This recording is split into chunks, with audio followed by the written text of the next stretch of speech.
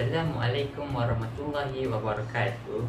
Saya Adam Hazid bin Syahriman dari kelas 4S1 dan hari ini saya akan menunjukkan langkah-langkah untuk membina model lori tangki LPG yang diperbuat daripada bahan-bahan terbuang. Projek ini dijalankan bagi menguji konsep fizik seperti inertia, momentum, daya dan impuls. Terdapat 3 jenis lori tangki iaitu buckhead, buffer dan smooth bores. Model lori tangki yang akan dibina pada kali ini ialah dari jenis buckhead. Struktur dalaman tangki ini dibahagi kepada 3 bahagian dan tidak bergabung antara satu sama lain. Mari kita mulakan. Bahan-bahan yang diperlukan ialah kotak cardboard dan botol air mineral terpakai bersaiz 250 ml. Alatan lain yang diperlukan termasuklah pistol perekat panas, gunting, pembaris, pisau, pensel, belon luksina dan air berwarna. Mula-mula, kita perlu sediakan satu cardboard yang berukuran 40cm x 40cm untuk dijadikan tapak model lori tangki.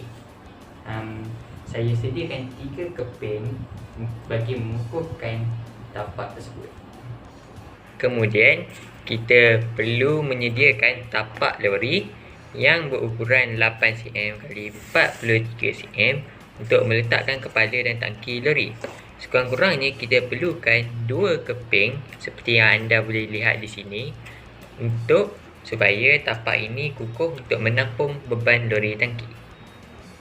Seterusnya, kita perlu menyediakan 1 keping kotak cardboard yang berukuran 27cm kali 6cm dan ketinggiannya 11cm untuk dijadikan tangki lori.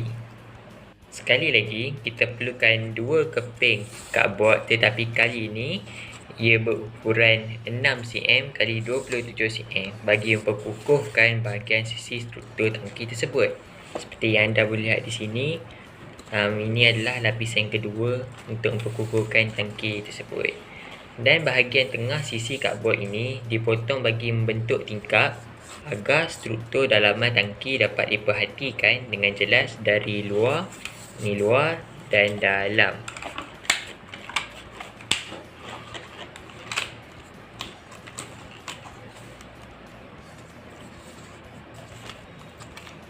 Untuk bahagian dalam tangki seperti yang anda boleh lihat di sini, bahagian sisi botol air berukuran 12cm kali 6cm dipotong.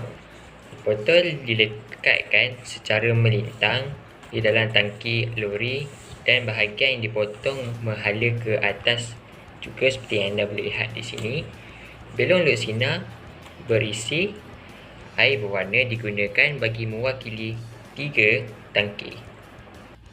Manakala 4 keping cardboard berukuran 7cm kali 9cm pula diguna sebagai penghadang untuk lori tangki tersebut.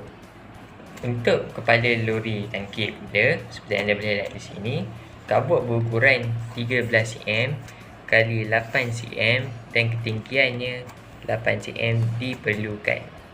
Akhir sekali, 32 keping bulatan berjejari 3.5cm seperti yang ini diperlukan untuk membuat tayar.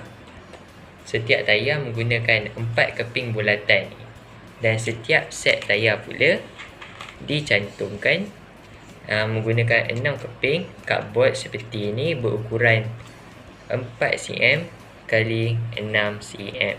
Ada 4 konsep fizik yang diaplikasikan iaitu: pertama, inertia. Lori tangki LPG mempunyai inertia yang besar.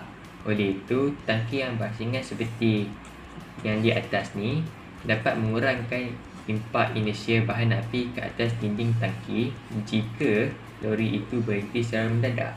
Sebagai demonstrasi,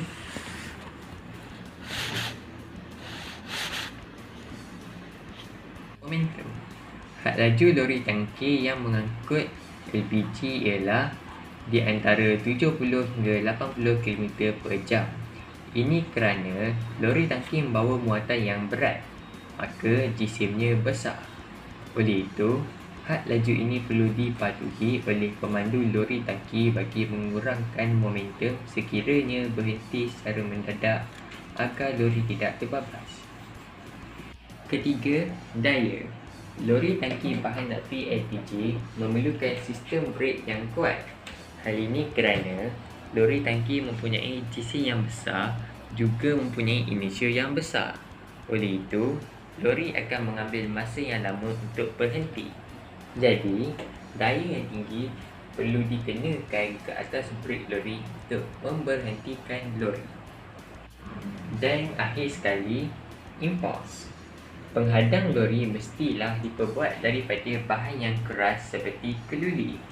Ini kerana penghadang penting untuk menahan tangki lori tersebut jika sekiranya tangki terlonjak ke hadapan dan meremukkan traktor. Daya impuls yang dikenakan terhadap penghadang adalah tinggi. Antara ciri-ciri lori tangki yang baik ialah: pertama, mempunyai luas tayar yang besar kerana berat lori akan disebarkan pada tekanan yang rendah. Kedua, jisim tangki yang kecil untuk supaya inertia tangki juga kecil. Ketiga, enjin berkuasa besar untuk menghasilkan kerja yang besar. Keempat, jarak antara traktor dengan tangki jauh. Kesannya, masa pelanggaran bertambah, daya impuls rendah. Kelima, luas lori besar boleh membawa muatan yang banyak. Keenam, struktur penghadang keluli yang kuat dapat menghalang impak pelanggaran yang besar daripada meremukkan traktor. Dan ketujuh, sistem brek seperti anti-block braking system atau ABS dapat mengelakkan lori daripada terbabas apabila brek mengejut. Itu sahaja buat kali ini. Diharap projek ini dapat membantu kita memahami konsep fizik yang diaplikasikan. Sekian, Assalamualaikum warahmatullahi wabarakatuh.